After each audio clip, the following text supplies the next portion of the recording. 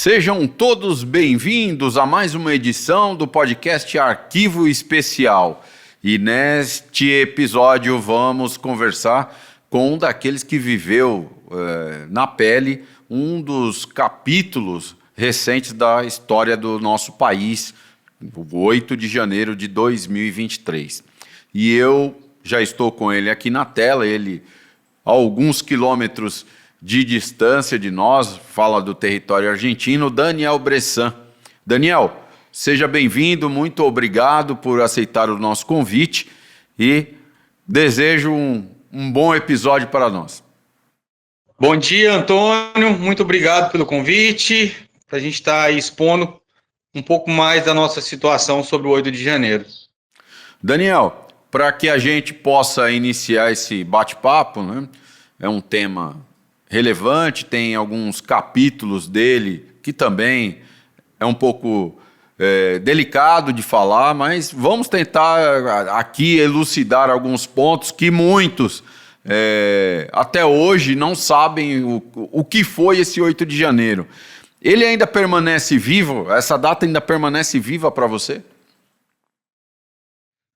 Olha, com certeza, é uma data que mudou totalmente a vida das pessoas que estavam em Brasília no 8 de janeiro de 2023, assim como boa parte da história do nosso país também, né? De todas as injustiças causadas por essa ditadura da toga. E um outro detalhe, você está na Argentina, né? Um país vizinho ao Brasil, e como foi essa escolha de ir até a Argentina ou foi aleatoriamente? Olha, a escolha de vir para a Argentina não foi uma escolha muito difícil. Teria Uruguai e Argentina, porque o Paraguai, algumas pessoas que participaram do 8 de janeiro foram para o Paraguai. E mesmo com o pedido de asilo político, mesmo com as provas, o Paraguai devolveu para o Brasil essas pessoas. Tem o caso do tem outros casos aí também. Então, o Paraguai não era seguro para nós, do 8 de janeiro. Então, eu tinha duas opções, ou Uruguai ou Argentina. E pela história da Argentina, de refúgio, de acolhimento, eu escolhi a Argentina. Ah, entendi. E quantas pessoas que estiveram na manifestação, qual foi intitulado de manifestação pela democracia, estão na Argentina nesse momento? Olha, tem cerca de 300, 400 pedidos de asilo, fora pessoas que entraram aqui de forma ilegal e estão tentando viver suas vidas. Sem documentação, sem pedido de asilo. Porque a perseguição também chegou aqui em terras argentinas. E mesmo com o apoio do governo argentino em relação ao que seja, né, o espectro da direita, existe essa situação, ela é viva e permanente? Como que vocês lidam no país vizinho com essa postura do governo local? Olha, na verdade, a gente não tem apoio nenhum do governo. Apoio nenhum. Aqui tem um órgão que se chama CONARE. E o CONARE é um órgão que ampara o refugiado, em tese, né? Lógico. Você chega, apresenta as suas provas, a prova da sua perseguição que você está sofrendo no seu país, e começa toda a tramitação de um processo. Eu já estou aqui há 2 anos, e muitos de nós, quando houve o pedido de prisão aqui, teve um pedido de prisão de 63 pessoas que estão aqui. Então, começou uma perseguição aqui, porque a justiça argentina, ela não pega as provas do seu caso e estuda o que realmente se é verdade o que a justiça brasileira tá te acusando, se não é. Ele só analisa o pedido de prisão e o pedido de extradição. Eles não se aprofundam no seu caso. Isso que peca muito. Até por uma questão que o juiz aqui, Daniel Rafecas, ele tem uma ligaçãozinha com Gilmar Mendes e companhia, né? Então, na verdade, é tudo um jogo de carta marcada, infelizmente. E o Milei não pode tomar, o governo da Argentina, por parte do Milei, não pode tomar uma decisão que não tramite o processo legal, o devido processo legal. Porque depende do que ele fazer, ele também pode ser impeachmentado e tentar tirar ele do cargo. Então tem toda uma questão de política, toda uma questão de justiça, é muita burocracia para resolver o nosso problema. Essa é a grande realidade. E mesmo que ele seja a figura mais importante daquele país, já que é o presidente, tem as suas limitações. E diante desse contexto, como é que vocês ficam? Se o próprio presidente tem as limitações, com quem se apegar? Em Deus. Só em Deus. Porque diferente do Brasil, diferente da ditadura que nós vivemos hoje, aqui existe o devido processo legal. O juiz não interfere no legislativo, no executivo, e nem o executivo, legislativo interfere no judiciário. Então, há essa distinção e há esse respeito por parte das instituições argentinas, muito diferente do que nós estamos vivendo no Brasil. Então, a última palavra é do presidente, se extradita ou não. No entanto, até chegar nele, tem todo um processo que deve seguir o seu rito, né? Essa é a diferença. E qual é o estágio que se encontra esse processo, esse pedido de asilo político? Olha, nós temos o Joel, que foi reconhecido, que já tem um pedido definitivo, que ele estava preso, ficou preso durante 1 ano e 4 meses, 5 meses. Hoje nós temos 4 pessoas que estão em prisão domiciliar, fazendo uso de tornozeleira eletrônica, e também nós temos uma mulher que está presa no presídio do Ezeiza. E quando a gente liga para o CONARE, para as advogadas que tomam conta dos nossos casos, nada se sabe. O CONARE não se manifesta, nossas advogadas, como são advogados do Estado, também são um pouco amarrados, né? Porque não pode tomar algumas decisões. Aqui existe uma lei que se chama amparo por mora, amparo de nora. Você pede esse amparo de nora, por mora, e o Estado tem até 15 dias para te responder. No entanto, houve esse pedido por parte de algumas pessoas, inclusive por parte da Ana Paula, que está com tornozeleira eletrônica, e até agora o CONARE não respondeu. Porque nós não dependemos da justiça argentina, nós dependemos do CONARE. O CONARE viu nossos processos, viu que tem provas, argumentos que nos identifica e prova o nosso pedido de refúgio político, de asilo político. Então, ele define, sim, concede o refúgio político para essa pessoa. No entanto, está tudo parado, tudo travado. A gente tem informações que tem russos, ucranianos que estão aqui na Argentina há 3, 4, 5 meses e que já tem esse refúgio reconhecido. Porque com esse refúgio reconhecido, você tem o direito de ter um passaporte. E com esse passaporte, você pode buscar outros países para você viver, outros países que te dê melhor condições de sobrevivência. Porque aqui na Argentina é tudo muito caro. Então, eu não sei o que acontece. Eu acho que o que atrapalha muito é a política.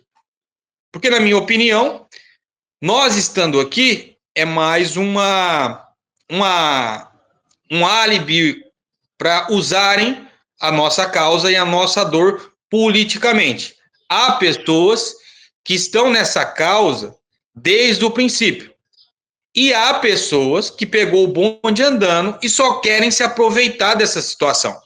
Então, a gente que está aqui, a gente sabe muito bem quem são as pessoas que estão pela causa, que estão para nos defender, e também sabemos aqueles oportunistas vagabundos, sem caráter, que estão apenas para usar a nossa situação.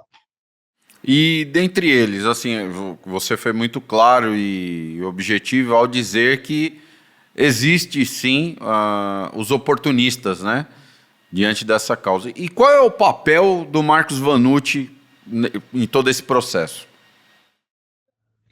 Olha, o Marcos, ele foi preso conosco. O Marcos foi para cobrir a manifestação e foi preso. Ele viu o que nós passamos. Ele passou também. Inclusive, ele dormiu lá por quase 70 dias do lado da privada, onde todo mundo defecava e urinava. Então, ele abraçou a causa porque ele sentiu na pele. Ele sofreu realmente o que nós sofremos. Ele viu a comida que era nos oferecida.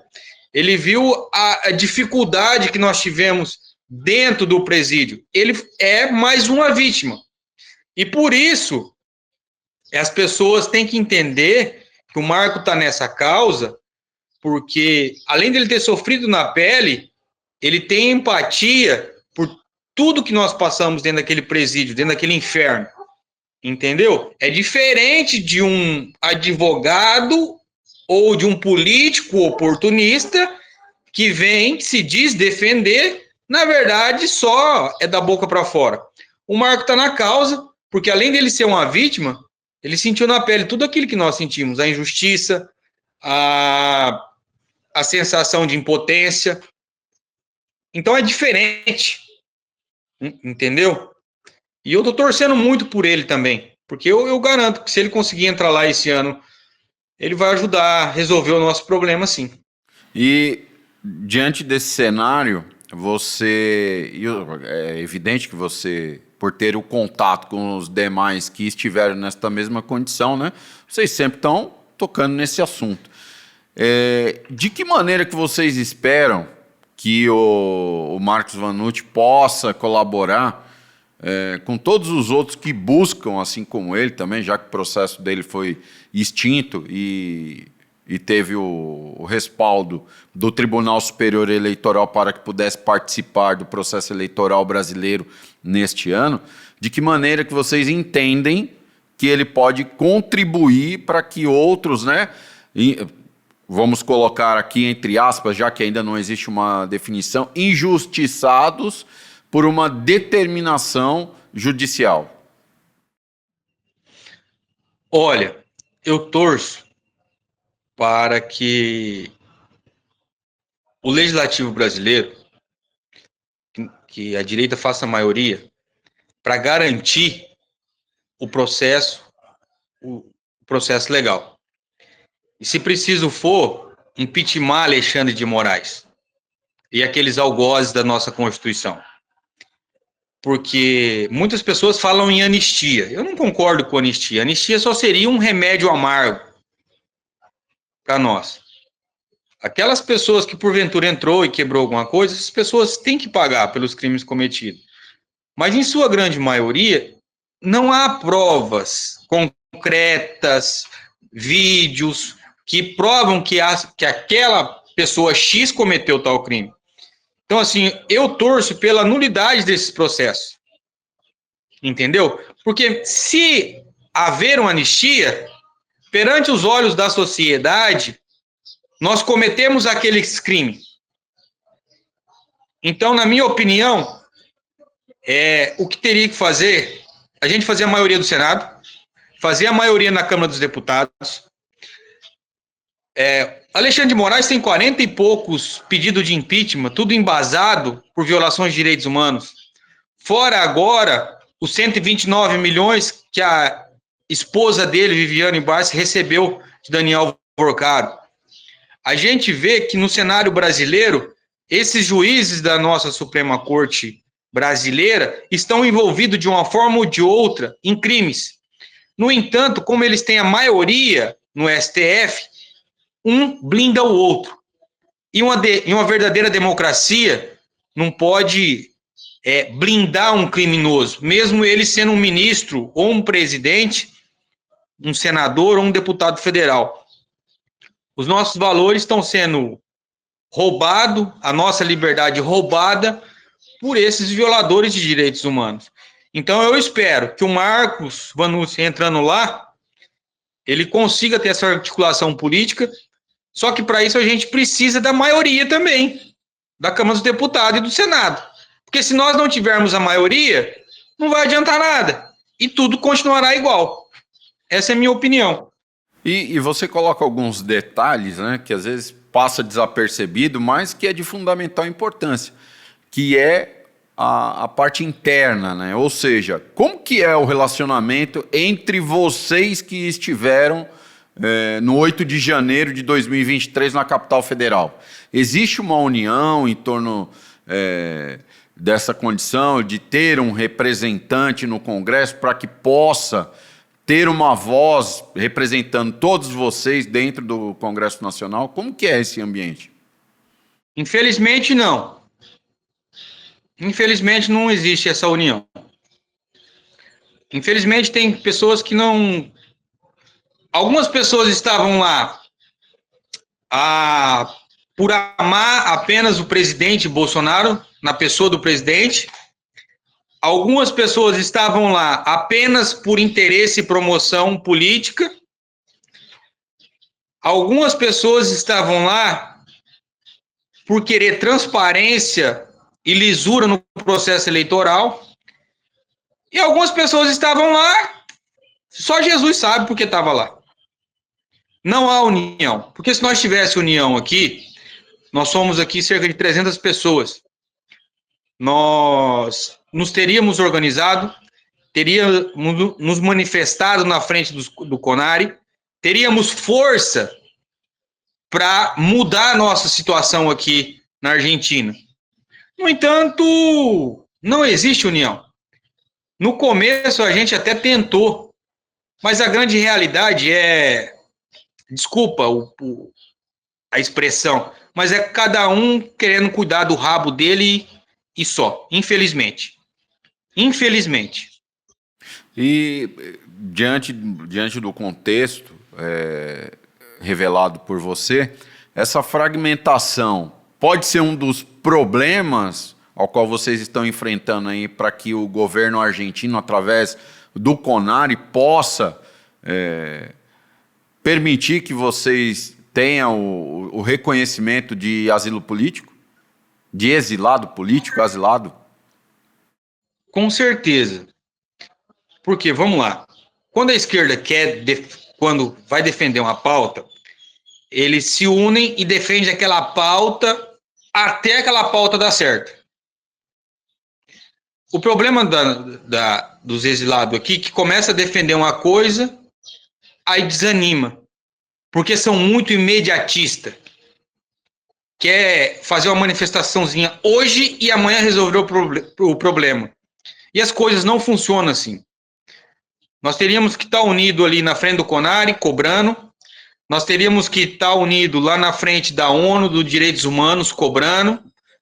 Na frente do Acnur, cobrando. Na frente da Casa Rosada, cobrando. Só que 1, 2, 5 pessoas, 10 pessoas não resolve o problema. Nós teríamos que estar ali em 100 pessoas, 150 pessoas, todos defendendo a nossa causa, a nossa liberdade. Entendeu? O problema é que a grande maioria das pessoas que estão aqui são covardes. Não querem participar, não querem se expor, querem ficar escondida. E outra, se a política brasileira não resolver esse ano, todos nós correremos risco de cedo ou tarde, inocentes ou não, de voltar para o cárcere, para cumprir uma pena de crimes que nós não cometemos. Infelizmente, as pessoas não têm essa visão. Acha que está tudo bem, que está tudo legal, e na verdade não está. E de que maneira que vocês buscam o apoio jurídico?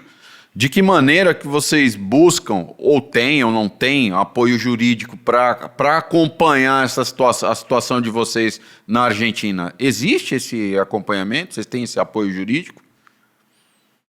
Acompanhamento jurídico, aqui tem a DGN, que são os os advogados do Estado, né? Como é que é o nome que agora me fugiu da mente? Defensor público. O que seria aqui no Brasil, né? Isso, aqui tem os defensor público. Rapaz, no nosso caso, você pagando não resolve, você quer ver quando de graça. Advogado de graça aí que não resolve mesmo. Estão tudo empurrando com a barriga. Tanto por parte dos advogados daqui, quanto por parte do Bonari, tanto por parte do governo. Na verdade, o governo não quer tomar partido, né? Porque pode perder ali negociações econômicas entre os dois países. Então é muito complicado. No entanto, hoje o Milei já confirmou que o Lula é ladrão e foi condenado por 3 instâncias, né? Ontem ele deu uma entrevista aqui numa rádio, numa TV de direita aqui, e ele confirmou que o homem é ladrão. Explicou tintim por tintim para o povo argentino entender que não foi porque era inocente essa descondenação, mas sim por conta de um erro técnico de código postal, que aqui não é CEP, né? É código postal. Com essa postura do Milei e essas rusgas entre os governos, né, brasileiro e argentino, vocês não temem que pode ser prejudicial à condição de vocês? Olha, eu acho que o Milei está certo. Na minha opinião, não se negocia com bandido. E também não é só o Milei, né? O Paraguai também tem uma rusga aí muito forte por conta da guerra da Tríplice Aliança. E os deputados paraguaios, senadores... Que envolve a hidrelétrica de Itaipu, né? Estão batendo bem firme na questão de Lula também, né? Por conta daquela fala dele. Vamos supor que a sua situação seja resolvida hoje. Você continuaria na Argentina ou voltaria para o Brasil ou teria uma outra opção de país para viver? Olha, para mim voltar para o Brasil hoje, precisa algumas coisas, algumas políticas que precisam mudar. Porque no cenário que o Brasil está hoje, há opções de país que te dê uma condição melhor de vida. O Paraguai é uma delas. E a Argentina também está melhorando. Mas, olha, para o Brasil mudar, a gente precisa de uma reforma tributária decente, uma reforma política decente. Porque, na minha opinião, o maior mal que existe no Brasil se chama partido político. E outra, um país, para realmente ser livre,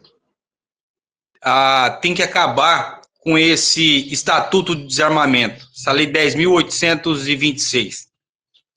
Porque a partir do momento que um governo desarma o seu povo não tem garantia de defesa, seu povo não tem garantia de lutar contra, se defender sua propriedade. Então, só uma população amparada pela legalidade e pelo seu direito de defesa pode ser chamada de uma democracia. Essa é a minha opinião. Então, há países melhores que o Brasil hoje para viver. Caso não seja tão delicado assim, até para que a nossa audiência possa entender um pouco melhor o que foi o 8 de janeiro de 2023, você pode relatar e revelar para nós como se deu a ida do Daniel para a capital federal naquela ocasião? Olha, eu saí de Cianorte. O que acontece? Nós não acreditamos no resultado das urnas. Isso é o fato. Nós saímos de Cianorte, dividimos um ônibus lá, alugamos um ônibus, cada um pagou sua passagem, nós fomos para Brasília. Eu cheguei em Brasília 4 horas da manhã, por volta das 4 horas da manhã, no domingo, no dia 8. E nós saímos no dia 6, era para chegar no dia 7, Só que o ônibus quebrou, então chegamos no domingo. Arrumamos umas coisas, barracas, coisas ali, logo nós viu aquele burburinho, as pessoas, né, falando que tem uma caminhada, queria descer, passar pelos Três Poderes e subir de novo. Do quartel até na Praça dos Três Poderes, dá mais ou menos ali uns 8 quilômetros, entendeu? Eu saí do quartel, eram umas 1h30 da tarde. Eu cheguei lá embaixo, lá por volta das 4, 5 horas. E já havia confronto.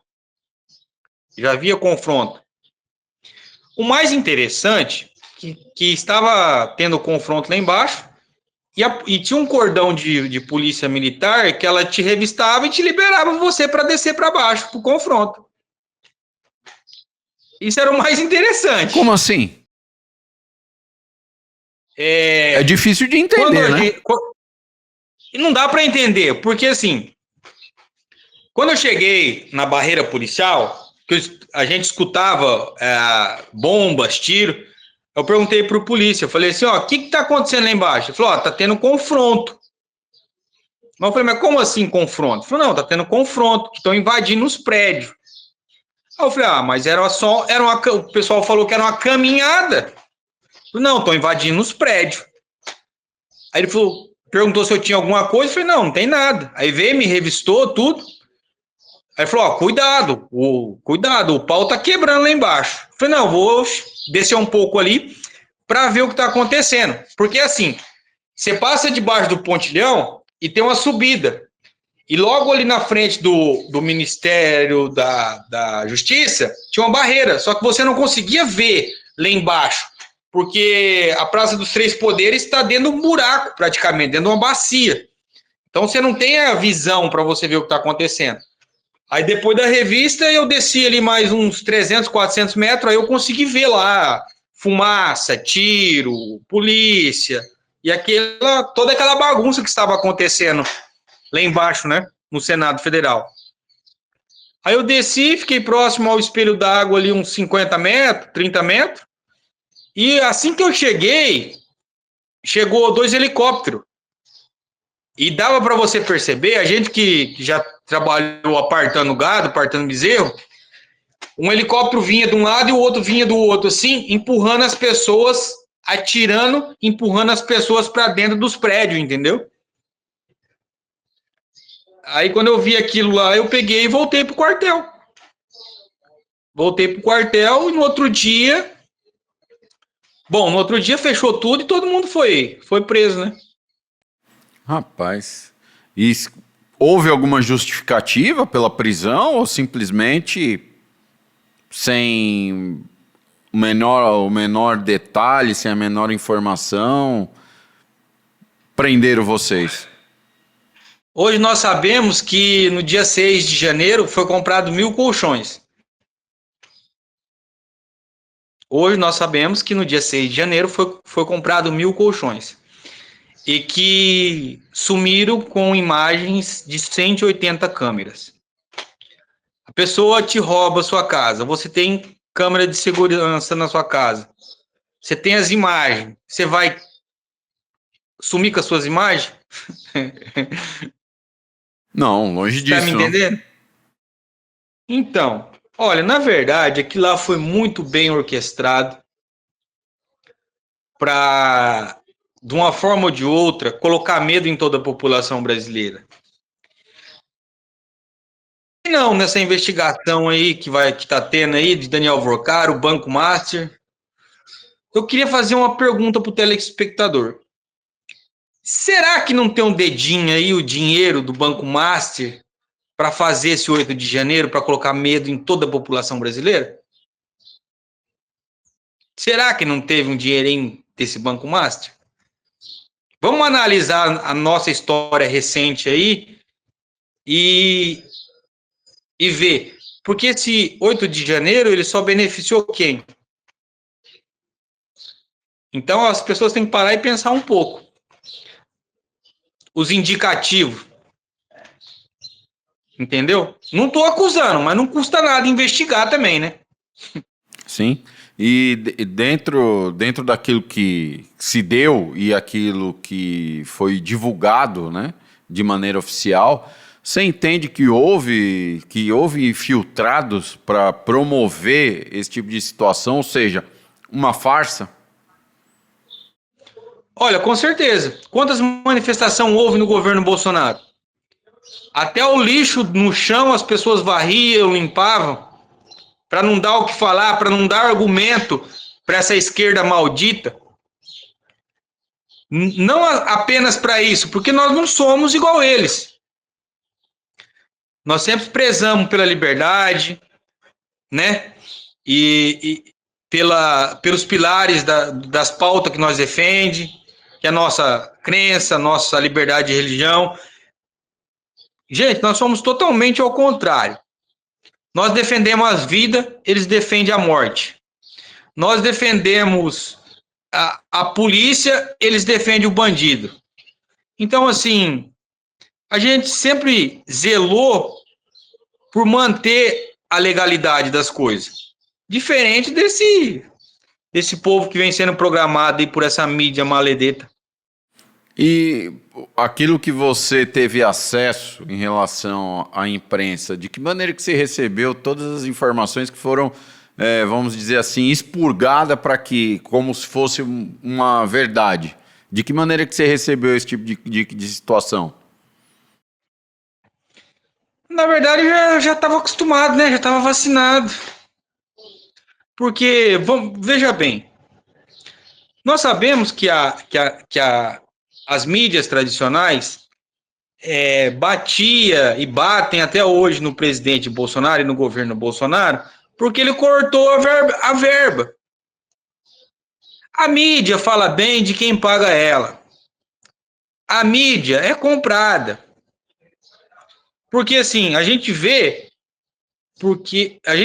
e nota algumas mídias só, algumas empresas de comunicação que são imparciais. Globo, CNN, UOL, Band, até o SBT, que tinha um pouco mais de dignidade, digamos assim, de imparcialidade, hoje a gente vê o que é. E por isso que tem essa lei aí que eles querem aprovar de um jeito ou do outro, para limitar o que a gente fala na internet, para nos censurar.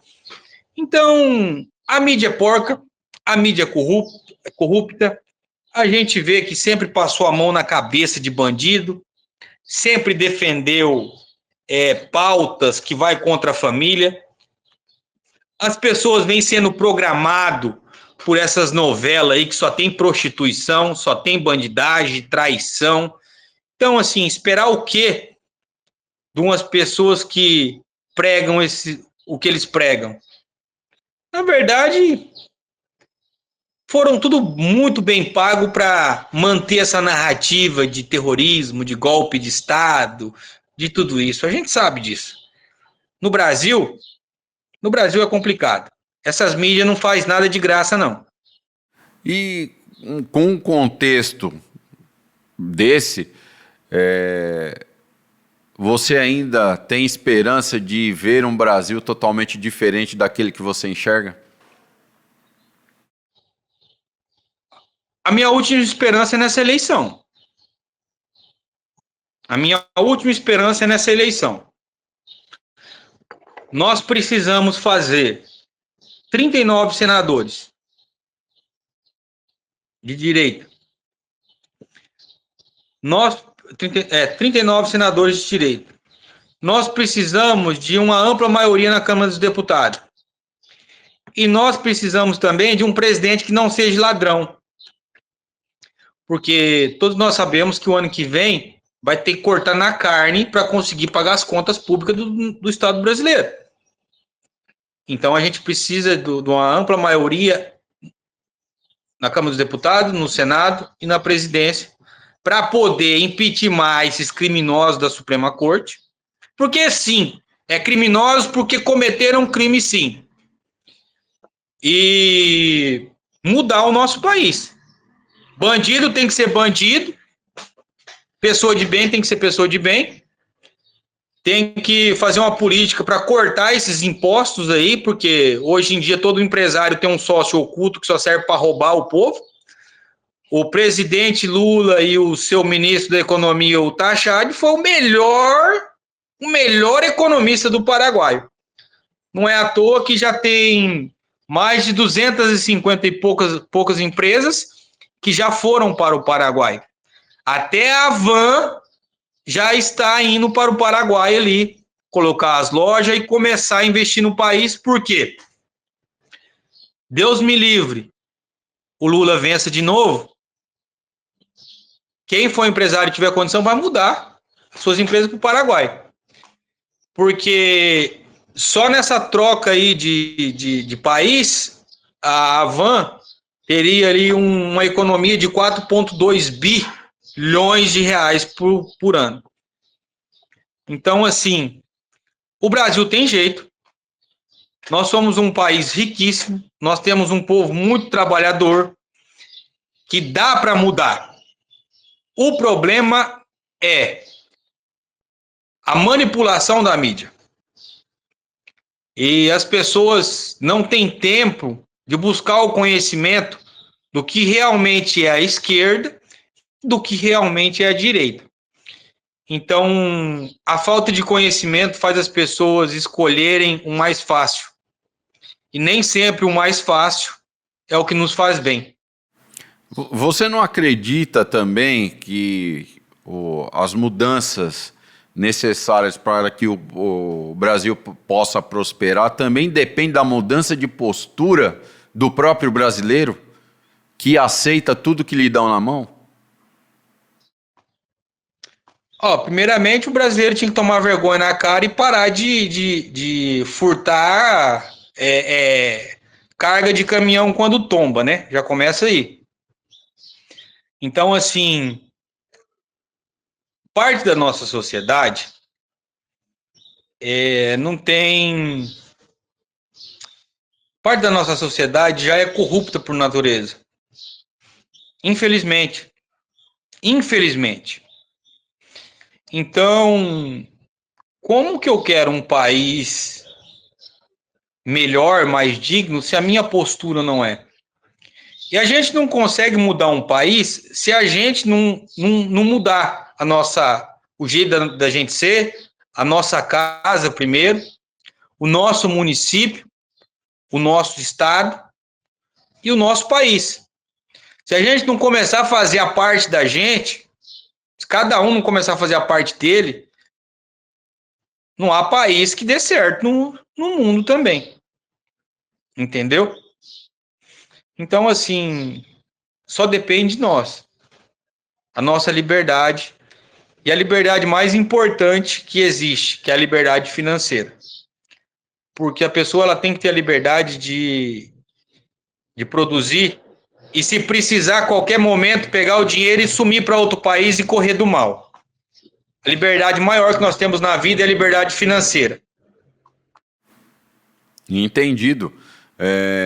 Daniel, você já relatou que existem algumas dificuldades em função do plano governamental na Argentina, os custos, enfim. E você já falou que o Paraguai seria uma das opções. Resolvendo a tua situação aqui, voltando aqui, fora esse país, teria algum outro em mente que você iria e sugeria para os colegas também, caso tenha a sua situação já resolvida? Sono italiano, então a Itália seria uma opção. Opa! Aí sim, hein? O sorriso vai já à distância. E quais as condições que hoje vocês que buscam o asilo político na Argentina se encontram? Condições financeiras? Geral. Vocês conseguem se sobreviver com aquilo que fazem? Vocês têm emprego aí na Argentina? Vocês conseguem ser autônomos para vender alguma coisa, para serem comerciantes? Enfim, de que maneira vocês sobrevivem aí na Argentina? Olha, no momento eu estou desempregado. Essa é uma pergunta muito, muito boa que você fez, porque, vamos lá, primeiro, o argentino, ele sempre dá prioridade para o argentino. O que é natural, né? O que é natural. Coisa que nós Sim. brasileiros não fazemos, com nós mesmos, né? Esse é o ponto. O argentino, ele dá prioridade para o seu irmão argentino.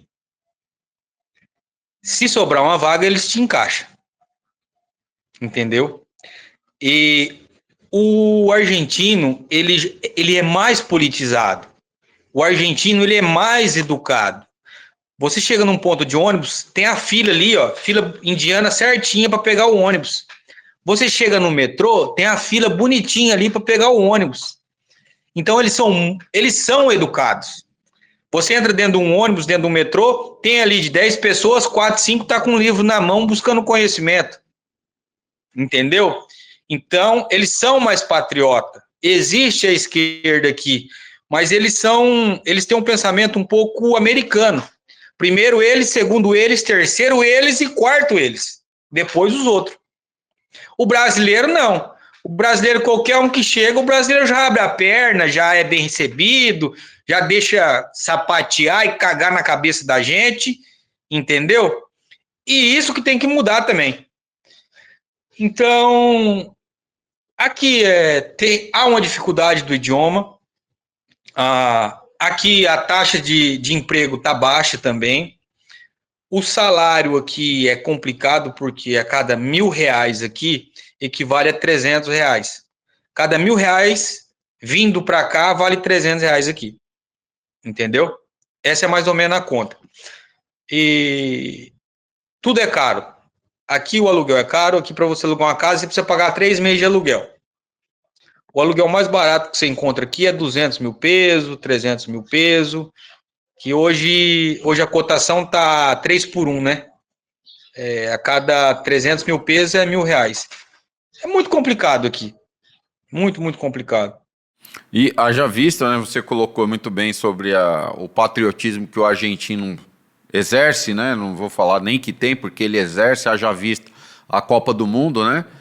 A campanha que fez a Argentina e a campanha que fez o Brasil, né? E a maneira que os dois se portaram, o resultado é reflexo da maneira que eles se portaram. E essa condição transcende aí para o lado humanístico da coisa, quando eles veem vocês como brasileiros no território deles, enfim. Olha, a gente é muito bem recebido aqui pelos argentinos. Só não pode discutir futebol. Bom, eu já não gosto de futebol mesmo, nunca gostei. Então, assim, nunca discuti futebol com os argentinos. Então, a minha convivência sempre foi maravilhosa. E também o argentino, ele é mais fechado, né? Só que ele é patriota, ele é nacionalista.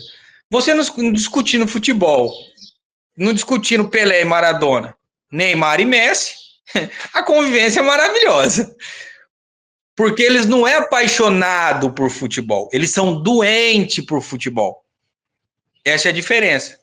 Eles defendem os dele até a morte. Olha para você ver a Guerra das Malvinas. Eles defendem aquilo lá com unhas e dentes até hoje. Você entende que o fato cultural também é de você saber, tem um ditado que diz que triste daquele que não conhece a sua própria história, né? Acaba pagando pelas consequências, né? Você acredita que se o brasileiro tivesse o mínimo de politização que o argentino tem, nós estaríamos numa realidade um pouco diferente? Com certeza. Com certeza. Porque, vamos lá, na minha opinião, o mal do país, o mal do Brasil é a forma que é feita a política. Porque hoje você só pode ser candidato se você for filiado num partido. Então, quem detém o verdadeiro poder não é o povo, e sim o partido. Haja vista que na eleição passada foi eleito apenas 28 deputados federais pelo voto direto. O resto foi tudo pelo voto de legenda. Quem nomeia ministros, quem adoça ali ministro da Suprema Corte, é o Senado Federal. Então, o poder real se detém nos presidentes de partido, nos senadores. Presidente está lá mais por enfeite, na minha opinião. E eu acho que se não mudar essa forma de política, de democracia, não dá certo. Porque, como é um país democrático, eu deveria ter o direito de lançar minha candidatura sem depender de um partido, sem estar amarrado num partido, sem ser submisso a um partido político. Essa é a minha visão de mundo. Nos Estados Unidos, lá tem 2, 3 partidos lá políticos, mas se você quer lançar a sua candidatura individual, você pode lançar. Entendeu? Então, assim, o Brasil, vamos falar bem a verdade, o Brasil não é uma democracia. O Brasil é um socialismo enrustido, maquiado de democracia. Essa é a realidade. Olha para você ver. Saúde. Quem toma conta da saúde é o governo. Aposentadoria está sob o jugo de governo. A Petrobras, que eles falam, lembra aquelas propagandas? Petrobras é nossa, Petrobras é dos brasileiros. Não é. No Paraguai, tem a estatal deles, que a estatal deles, ela não visa lucro. Ela produz e vende a preço de custo, com um lucrinho baixo para se manter. E lá tem outras operadoras de combustível, dos Estados Unidos, da Europa e assim por diante, que tem que concorrer com o preço baixo da estatal, para ter a concorrência leal. No Brasil, não. No Brasil, nós é amarrado de todas as formas para ser subjugado, escravizado por um Estado inchado, por deputados, senadores e governantes, para manter a gente no cabresto e na escravidão. Essa é a minha visão de Brasil. Essa é a minha visão de Brasil. Então, assim, isso é muito triste. Muito triste. Porque eles falam... a esquerda geralmente defende muitas estatais, né? Mas que estatal no Brasil está dando lucro hoje? Correios? Petrobras? Ô, gente, pelo amor de Deus, né? Vamos acordar. É complicado. Eu acho que o brasileiro não é tão... Eu acho que o brasileiro tem um pouco de conhecimento para entender o que está acontecendo no nosso Brasil. Você entende, diante desse contexto, que as estatais são propositalmente sucateadas? Para que o capital estrangeiro possa ter uma participação grande dentro do nosso país, e aí culminando nesse fator aí da escravidão, entre aspas, do próprio povo brasileiro a serviço do capital externo? Olha, na verdade eles não deixam muito entrar o capital de fora, porque a pessoa que vem investir aqui, uma empresa que vem investir aqui, ela não vai querer ser roubada pelo governo, né? Já começa aí. Hoje em dia tá tudo na mão do governo. Todo lugar que o governo bota a mão, inclusive esse governo aí, eles dão um jeitinho de desviar um dinheirinho, né? Então, assim, se nós tivéssemos uma Petrobras, uma empresa, o Correio, que realmente para beneficiar a vida do brasileiro, seria legal ter um estatal ali. Visava um pouco de lucro ali, mas abria também para outras empresas fazer o mesmo serviço. Assim haveria concorrência leal e barateamento também das coisas.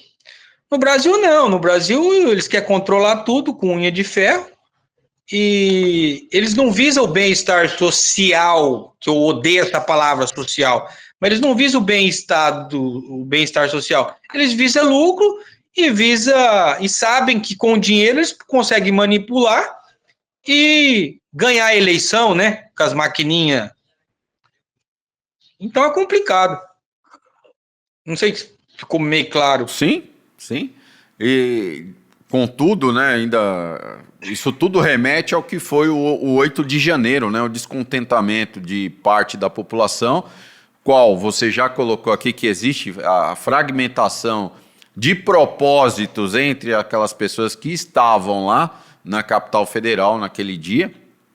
E o que você pode deixar de mensagem para aquelas pessoas que ainda pagam pelas consequências do 8 de janeiro, sendo injustamente ou justamente, já que alguns realmente proporcionaram aquela depredação, e outros que foram pelos ideais, né, nacionais, enfim, para que pudesse lutar por um país ainda melhor, né, já que existem muitas divergências. Qual é a mensagem que o Daniel deixa para que o Brasil, de fato, possa ser unido para que tenhamos um país muito melhor do que esse que nós estamos vivendo atualmente? Olha, primeiro, a gente deixar nossas paixões de lado e não amar o candidato, a pessoa, mas sim defender as propostas, e propostas que beneficiam toda uma sociedade. O problema do Brasil é que as pessoas elas são movidas a paixões e a emoção atrapalha muito a razão. A partir do momento que nós analisarmos as coisas com razão e não com emoção, eu tenho certeza que o Brasil dá certo. E também eu aprendi a duras penas que não se deve lutar ao lado de covardes, porque o Brasil, para dar certo, precisa de pessoas corajosas e valorosas, pessoas que têm honra, pessoas que não vão defender as pautas conservadoras apenas por conta de um salário ou de um cargo. Então, assim, eu torço que as pessoas que entrarem esse ano na política honrem o suor e o sangue, e principalmente a esperança do nosso povo. Então, eu acho que as pessoas têm que usar mais a razão do que a emoção no seu voto, que, querendo ou não, é um dos bens mais valiosos que nós temos na nossa suposta democracia brasileira. Entendido. E como vivemos um ano eleitoral, em breve aí os brasileiros vão às urnas para escolherem senadores, deputados, governadores e também o presidente da República aí para o próximo ano já assumir um novo mandato. Você deixou bem claro que dentre os próprios as próprias pessoas que estiveram no 8 de janeiro de 2023 em Brasília acabam não participando, acabam destoando, né, de uma causa, e que existem oportunistas entre o lado político e também os coniventes entre vocês. Para finalizar aqui o nosso bate-papo, nós ficaríamos aqui 2, 3 horas conversando sobre um tema que é relevante e importantíssimo para a nossa história. Sobre esses oportunistas, o que você pode dizer para que os demais possam não cair no conto do vigário? É difícil. É difícil, porque tanto as pessoas de direita quanto as pessoas de esquerda pensam com o estômago. E existem 2 tipos de pessoas no mundo, inclusive no Brasil. Há pessoas que têm valores e há pessoas que têm preço. Então, as pessoas que têm valor sabem o que defende. Agora, as pessoas que têm preço só defendem o que lhes convém. Então, é muito complicado. O ser humano é complicado. E, às vezes, as pessoas elas pensam mais com o estômago do que com a consciência. Isso aí. Daniel, muito obrigado por ter aceito o nosso convite. Obrigado pela participação. Obrigado, Antônio. Um abraço e precisamos apoiar esse Marcos Vanucci aí para ele ter uma expressividade no voto e entrar lá e ajudar a fazer a diferença, né? Se nós se uníssemos os presos políticos e defendêssemos as pessoas que realmente estão pela causa e por empatia à nossa situação, eu acredito que nós conseguiríamos ajudar a eleger centenas de candidatos, deputados federais e senadores no Brasil. No entanto, a nossa desunião,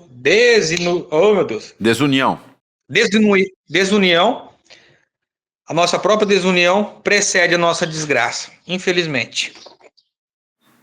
E dessa maneira, vamos encerrando aqui mais uma edição do podcast Arquivo Especial, com um convidado para lá de especial, cheio de histórias para contar.